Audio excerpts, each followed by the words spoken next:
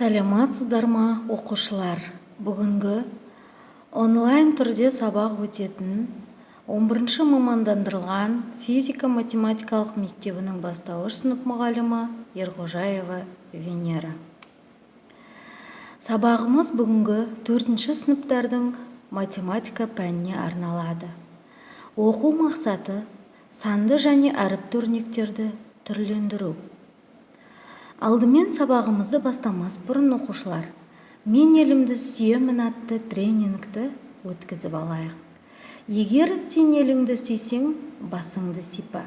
Егер сен отбасыңды сүйсең, бетіңді сипа. Егер сенің досың болса, қол шапалақта. Егер сен мектепті жақсы көрсең, көзіңді ашып жұм. Жарайсыңдар, балалар. Сабағымызды ары қарай жалғастырамыз. Балалар, сендер қандай өрнектерді білесіңдер? Дұрыс айтасыңдар, балалар. Сендер әріпті және санды өрнектерді білесіңдер.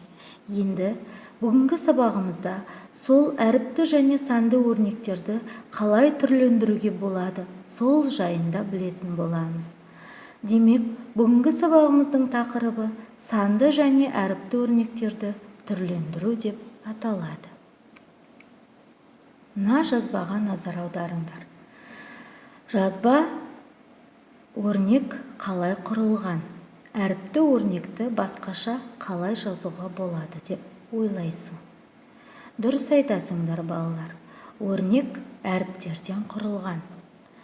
Ал бұл өрнекті басқаша жазуға болатынын сендер біліп отырсыңдар деп ойлаймын.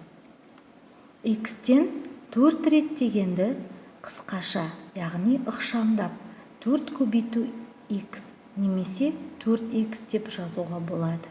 Мұндай жағдайда көбіне көбейту таңбасы жазылмайды.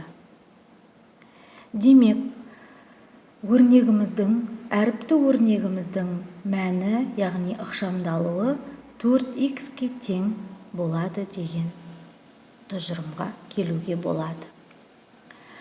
Есіңде сақта, нәтижесінде әлдеқайда қарапайым өрнек алынатын түрлендіру өрнекті ықшамдау деп аталады. 5x өрнегін қарастырайық. Бұл 5 саны мен x әрпінің көбейтіндісі. 5 саны сандық көбейткіш, x әрпі әріптік көбейткіш деп айтылады. 4x қосу 3a өрнегін ықшамдауға болмайды.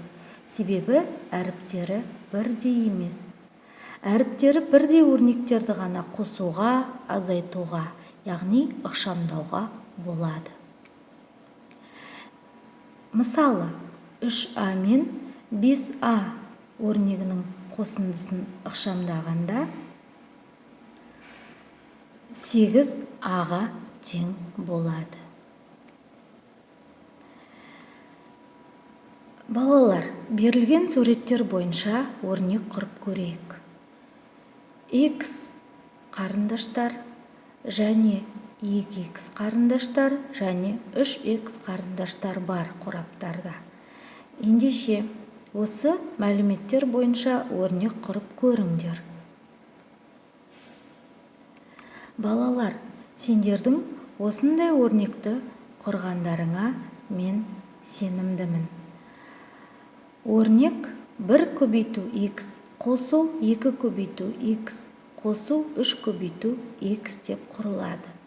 Бұл өрнекті ықшамдау үшін сандық көбейткіштер жақшаның ішіне қосылып, жақшаның сыртында x сол күйінде қалады. Сонда құрған әріпті өрнегіміздің ықшамдалуы 6 көбейту x немесе 6x-ке тең болады екен. Бағандағы өрнектерді салыстыр, ойыңдай. Дұрыс айтасыңдар, балалар. Бағанның бірінші бағандағы өрнектер ықшамдалған өрнектер, екінші бағандағы өрнектер ықшамдалмаған өрнектер болып табылады екен. Орындап көр. Тапсырманың А бөлімі бойынша үлестірімділік заңын қолданып өрнектерді ықшамда. Мысалы, 7х қосу 2х ықшамдағанда 9х-қа тең болады. Ары қарай өздерің орындап көріңдер. Ендеше тексеріп көрейік. 11y азайту 3y 8y-ге тең. 9a қосу 6a 15a-ға тең. 13s азайту 3s 10s-ға тең екен. Жарайсыңдар балалар. 5-ші тапсырма. Мүмкін жағдайдағы ықшамдалатын өрнектерді қосу таңбасымен, ықшамдауға келмейтін өрнекті азайту таңбасымен белгіле. Мысалы, бірінші өрнек ықшамдауға келеді, демек қосу таңбасымен белгілейміз. Ары қарай өздерің орындап көріңдер. Ендеше тексеріп көрейік.